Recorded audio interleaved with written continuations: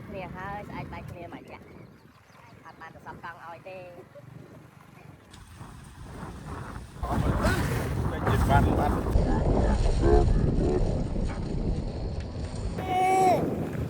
លោកចាក់ខ្លាញ់អើយអត់ដួលទេតែជ្រុះឲ្យបាន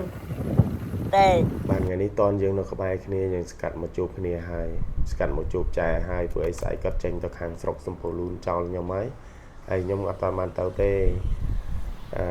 មុននឹងចេញទៅគាត់សួរថាឯងចង់ញ៉ាំអីហើយចែក៏ដឹងចិត្តហើយថាខ្ញុំជួយចិត្តញោមព្រលឹមឡើងឲ្យខ្ញុំដប់គាត់មកផ្សារអូច្រឡំផ្សារព្រោះអីនៅខាងស្រុកស្រែនៅខាងជនបទនេះគឺអត់មានផ្សារទេគឺមានតែតាមផ្លូវបាទនៅមុខរោងចក្របាទ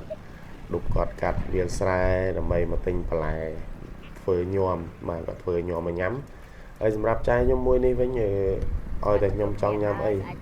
យាយទៅគឺគាត់ឧស្សាហ៍មែនទែនអត់ចេះខ្ជិលទេឬធ្វើម្ហូប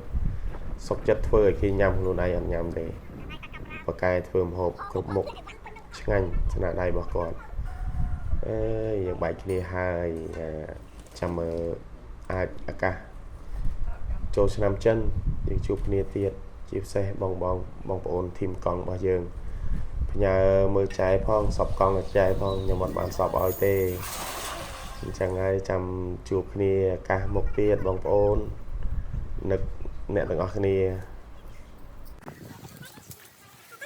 ហេតបាត់ហើយកូនប្រាំងអេយេ Hello